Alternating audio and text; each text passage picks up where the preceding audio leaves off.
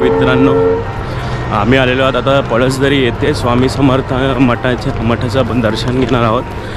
प्रवास चालू झाला दादरवरून आम्ही कर्जतला उतरलो. कर्जतमध्ये सत्तूचा वडापाव खाल्ला, अप्रतिम वडापाव होता. त्याच्यानंतर आम्ही खोपोलीची ट्रेन पकडली आणि आता पळसदरी स्टेशनला उतरलेलो आहे. हे पळसदरी स्टेशन आहे पाठी.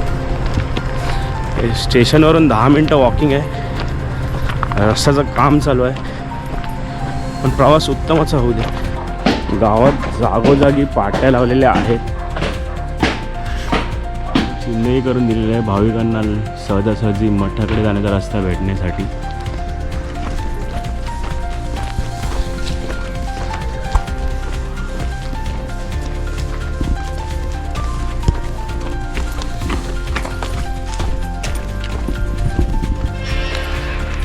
आम्ही आता मठाजवळ पोचणार आहोत थोड्याच वेळात.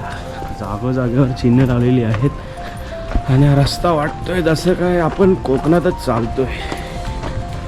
कोकणाच्या निसर्गरम्य परिसरात आपण चालतोय असं वाटतंय.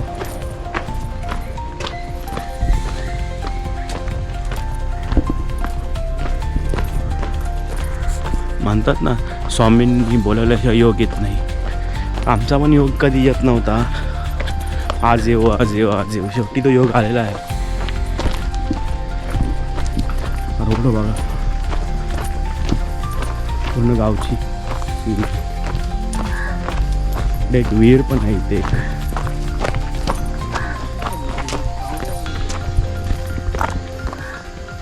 विहीर बघा, ही एक छोटासा पूल पण आहे इकडे. सर्व हिरवा इकडे पण हिरवा, यामध्ये रस्ता, छोटासा पूल पण आहे इकडे.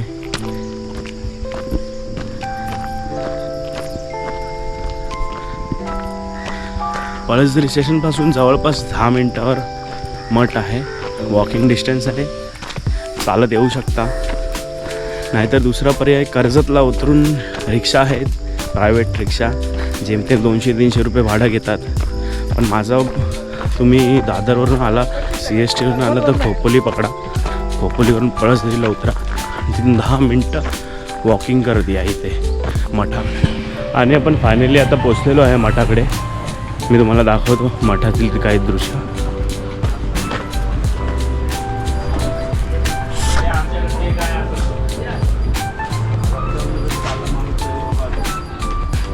अक्कलकोटची स्वामी समर्थ मठ पळसदरी.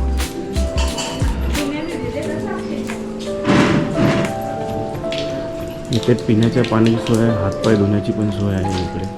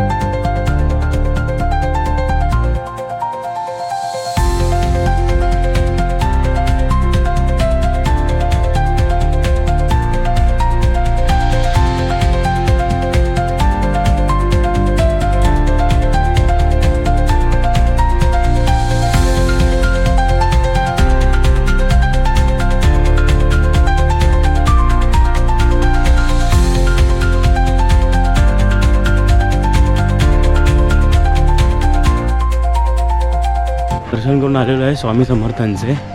तिकडे फोटो काढण्यास मनाई आहे, तिथे पाट्या लिहिलेल्या आहेत फोटो काढण्यास. तरी पण तिकडे गेल्यावर असं वाटलं की शांत सेम अक्कलकोट. पण काही मी छायाचित्र काढलेली आहेत तिकडे, ती तुम्हाला दिसेल नंतर ब्लॉगच्या शेवटी. पण स्वामी समर्थाचं मठ उत्तम आहे.